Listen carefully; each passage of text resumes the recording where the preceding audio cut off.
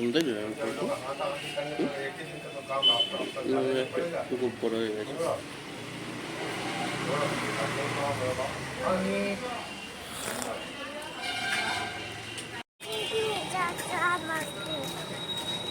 Hello everyone, good morning, welcome back to my channel. আশা করি সকলে ভালো আছো। আমিও খুব ভালো আছি। ইয়ানকে স্কুলে নিয়ে গেছিলাম, কিন্তু ছুটি ছিল, তাই আবার ফিরে আবার চুল কাটিয়ে নিয়ে যাচ্ছি বাড়ি। আর ওর বাবা ওখানে স্যালুনে চুল কাটছে।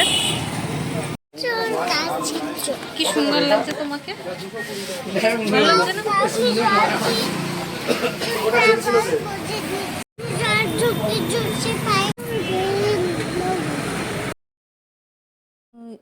চুল কাটছিল, ওর জন্য ভাবলাম একটু আমি চা খেয়ে নিই। আর কচুরিও কিনেছিলাম, কচুরি টচুরি নিয়ে একটু চা খেয়ে ততক্ষণে ওর হয়েও যাবে, নাহলে ওখানে বসে থাকতে হতো বেকার। ওর দেখছি তাড়াতাড়ি হয়ে গেছে, তারপর ফোনও করেছিল, ওর হয়ে গেছে, তাড়াতাড়ি করে খেয়ে যাব। বাড়ি চলে এসেছি, এই যে কচুরি এনেছি, কচুরি খাচ্ছি দুজন মিলে।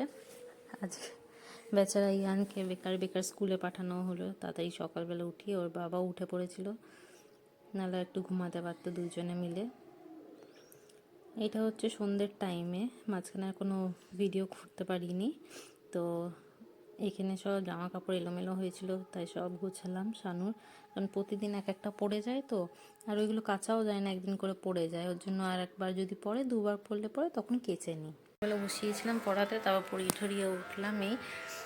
এই চলছে এখন গোছানো, তারপর যাবো একটু রান্নাঘরে, খাওয়ার দাওয়ার বাড়বো, দেখবো খেতে। শানু তো এখন দেরি আছে অফিস থেকে ফেরার, আসবে, ও খাবে টাবে, ততক্ষণে শুয়েও পড়বো আমরা, আসলে ফোন করবো। এই চলছে দিন, দেখা যাক। আর আজকে তো স্কুলে নিয়ে গিয়েও কী অবস্থা, আবার ফিরে চলে আসলাম স্কুল থেকে, ভুলেই গেছি আজকে যে ছুটি, বা আমি চেক করবো লিস্টটা, ওইটাও দেখিনি ওদের অ্যাপে। তো বেকার বেকার বেচারাকে উঠিয়ে দিয়ে শানুকে ননকে নিয়ে গেছিলাম স্কুলে।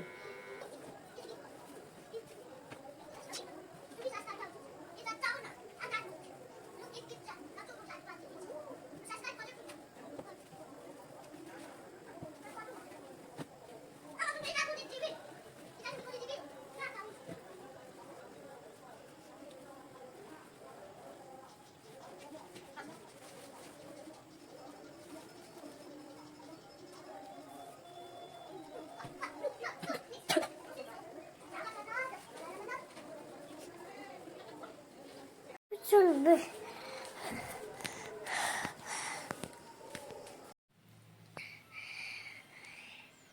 কেমন লাগছে তোকে? বুঝছি।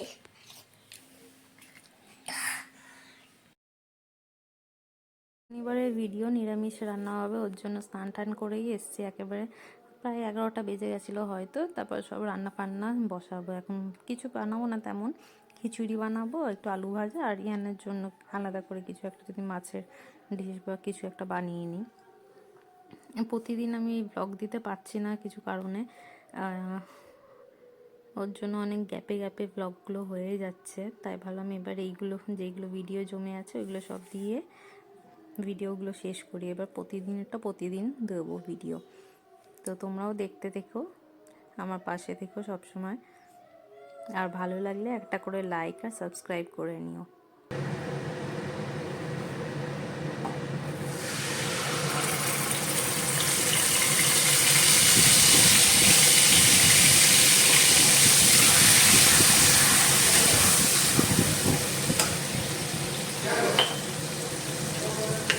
এমনি প্লেন খিচুড়ি তো খাওয়াই হয়, ভাবলাম একটু মশলা খিচুড়ি বানাই। ওর জন্য মশলাগুলো সব কষিয়ে টুষিয়ে তারপরে এইগুলো সব দিয়ে দেবো এই হাঁড়ির মধ্যে, চাল আর ডাল সেদ্ধ হয়ে গেলে।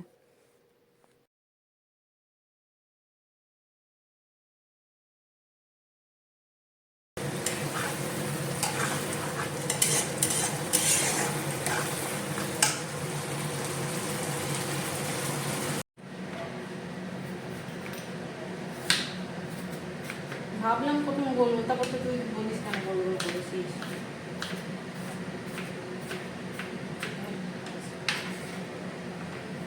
ওইটুকুনি করে হয়ে গেল, এবার আমাকে কাটবে? হ্যাঁ, রেকর্ডিং করার জন্য এইটুকুনি লোক দেখানো আছে। এই এতগুলো বিনস লাগবে কালকে আমি কি করে বলবো? ফ্রাইড রাইসে? তাই তো করো। আর রবিবারে ভেবেছি একটু আমি ভাইকে আর ভাইয়ের বউকে ডাকবো, আইবুড়ো ভাত দেবো দুজনকে একসাথে। ওই জন্য জিজ্ঞেস করছিলাম জানুকে কতটা লাগবে না লাগবে, কারণ আমারও তো আইডিয়া নেই অতজনের রান্নার, এই প্রথমবার করবো অতজনের রান্না। আর এই দেখতেই পাচ্ছ মশলাটা যেটা কষিয়েছিলাম ওটা হাঁড়ির মধ্যে দিয়ে একটু নাড়াঘাটা করে ওপর দিয়ে একটু ঘি ছড়িয়ে তারপর বন্ধ করে দেবো গ্যাস। কি করে বলছি?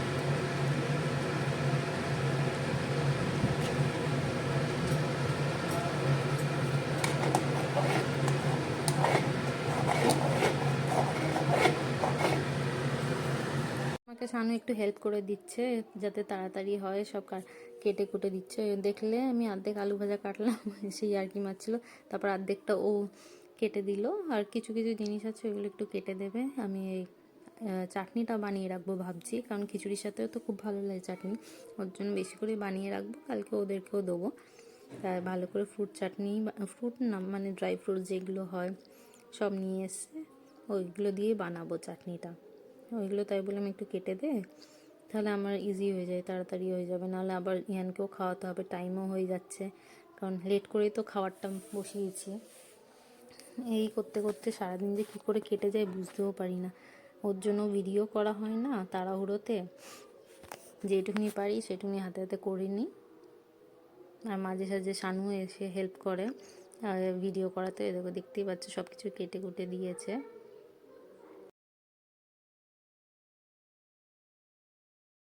আমার এখানে একটা ভুল হয়ে গেছে চাটনি বানানোর টাইমে, তোমার যেই কী বলে এগুলোকে, আমসত্ত্বগুলো আমার লাস্টে দেওয়া উচিত ছিল, কারণ সব ঘেটে হয়ে গেছিলো। শানুর একটু পছন্দ কি যাতে গোটা গোটা থাকে, এটাই আমার ভুল হয়ে গেছে। আমি শানুকে জিজ্ঞেসও করলাম, ও তো মানে জানে না, তাও জিজ্ঞেস করে করেছি, বলছে হ্যাঁ হ্যাঁ দিয়ে দে। আমি ওই হিসাবে দিয়ে দিয়েছি, তারপর দেখছি পুরো মানে একটাও আমরা আমসত্ত্ব পাইনি। এখানে আমার চাটনি ফুটছে আর এক সাইডে বসালাম আলু ভাজা, এবার বসিয়ে দেবো ভেজে টেজে, তারপর আমি ইয়ানকে খাইয়ে নেবো। এদিকে শাশুড়ি মা আর মামা শ্বশুরও আছে, ওনারা দুজন নিয়েই খেয়ে নেবে, কারণ ইয়ানের লেট হয়ে যাবে। ও তো বাচ্চা, ওকে না দেখলে পরে হয় বলো। আগে তো ওকে খাইয়ে টাইয়ে তারপরে আমি আর শানু লাস্টে খাবো।